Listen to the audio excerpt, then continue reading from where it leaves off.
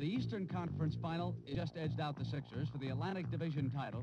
These two teams have a history of no-holds-barred postseason play. This series will be no different.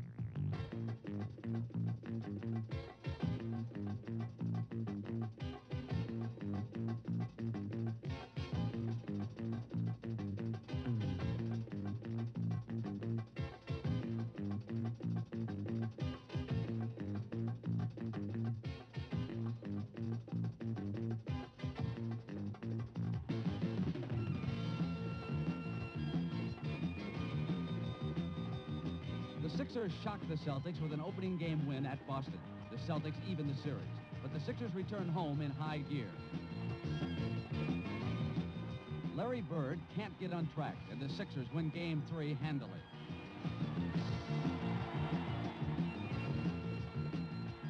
Game 4 is a virtual must-win situation.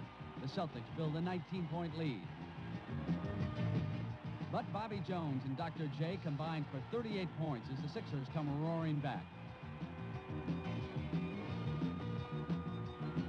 With 7 seconds remaining, the Celtics have a chance to win, but Tiny Archibald elects not to use a final timeout. Bobby Jones plays free safety, and the Sixers preserve a tight victory.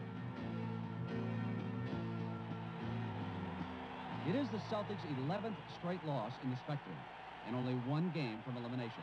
Many fans wondered about Boston's ability to come back and about Archibald's decision. We were all second-guessed as to what he should have done, what should have happened, and so forth, and it really didn't look good for us.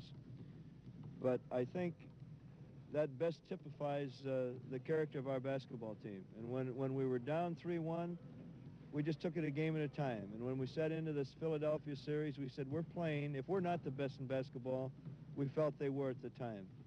And they have to beat us 4 times. Let's don't look at it any other way than that. One of these 2 great teams has to lose 4 ball games, and until we lose that 4th one, we're still in it. Indeed, they were still in it. Philadelphia simply could not deliver the knockout punch. In Game 5, Boston rallied from a 6-point deficit on some Larry Bird heroics with less than 2 minutes remaining.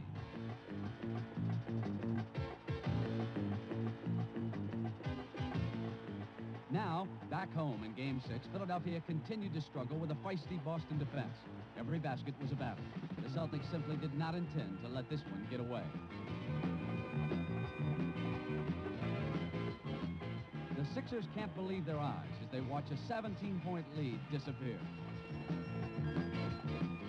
The scoreboard tells the story as Bird's 18-foot seeing-eye jump shot gives Boston a 3-point edge. Someone up there likes the Celtics today. With seconds remaining, rookie sensation Andrew Toney has the chance to give Philadelphia a lead. But Boston has their own rookie standout. Kevin McHale's clutch rebound forces Philadelphia to give an intentional foul. Billy Cunningham watches helplessly as Cedric Maxwell converts the foul shots and seals Philadelphia's fate.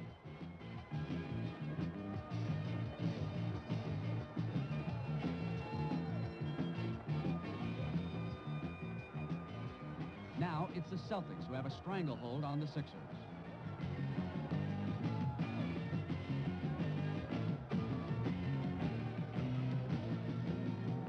The 11-game Spectrum jinx is over. And with this victory, Larry Bird, who paced Boston with 25 points and 16 rebounds, could feel a definite shift in momentum. We felt it really shocked him and really tore him apart, because now it's 3-3 and we're coming back to the Garden. And that was just a game, whoever had the most guts and the most determination was going to win that game. The Sixers have never beaten the Celtics in a 7-game series.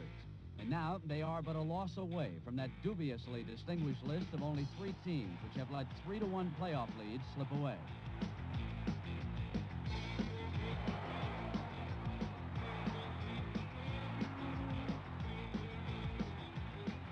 In the early going, it's Philadelphia who has the guts and determination as they forge a 5-point first-quarter lead.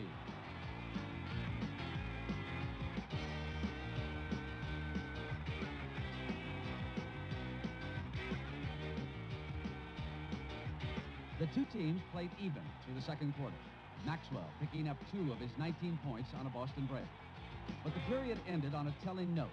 Bird's 20-footer is off. Philadelphia fails to box out. Rick Roby rebounds, and Maxwell finally puts it down for the Celtics.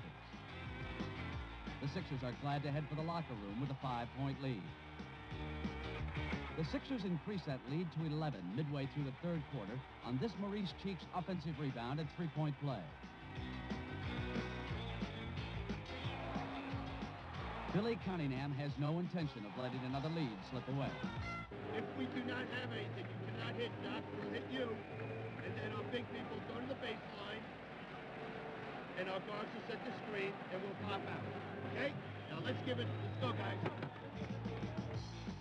But Boston has their sights set on an Eastern Conference title, and in a third quarter spurt, outscores the Sixers 10-2, capped by yet another Bird offensive rebound. His layup brings the Celtics within 3.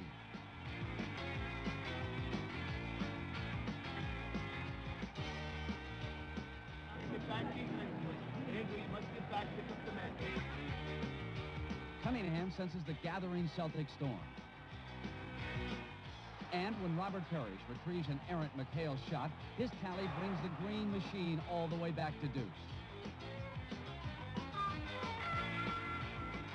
But the Sixers didn't make it this far without a little stubbornness of their own. Dr. J gathers in his own miss, and Philadelphia leads by 7 with just 5 minutes and 23 seconds winking on the Garden clock. The Celtics suck it in, and a Parrish block ignites a Boston fast break.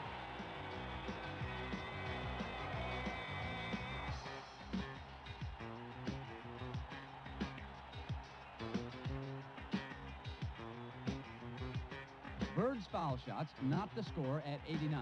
And the last minutes of this contest will be the ultimate test of Philadelphia's ability to perform in the clutch. Okay, now be ready for the good pressure. CJ, you set the screen down here. Okay, for the guard. You can run on the baseline. The good pressure. Coach, you mean the almost unbearable pressure, if not from a brutal Boston defense, then from a Garden crowd which knows how to help its team. With 1 minute and 15 seconds remaining, it's nail-biting time in Boston. Philadelphia has not scored in its last 7 possessions. And once again, they fail as center Darryl Dawkins is too strong. Larry Bird with the rebound, because when the chips are down, he welcomes this pressure.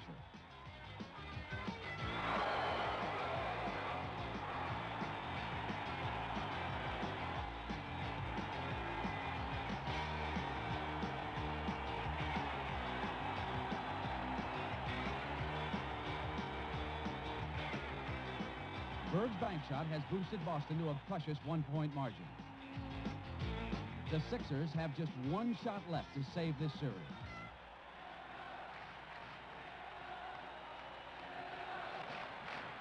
With 1 second remaining and a frenzied crowd roaring in his ears, Bobby Jones inbounds the ball. But the pass to Erving bounces off the top of the backboard and the game is over. Larry Bird knows that this come-from-behind climax is almost unbelievable. Well, we really lucked out early in the playoffs because we did win a lot of 1-2 point games. It just seemed like the breaks were going our way. Every time you look up the clock, we had a 1-point lead, and there was 1 second on the clock, and they had the ball. It was them type of games where all the emotion, all the adrenaline, and everybody was just flowing, and everything was just going to perfection at the end of the game. We played our best defense in the fourth quarter. We played sound defense, ran our plays, ran real well. But as far as us coming back all the time, a lot of it's just luck. But that was probably the best games I ever played in my life. It was a 7-game series, and every one of them was just full of excitement.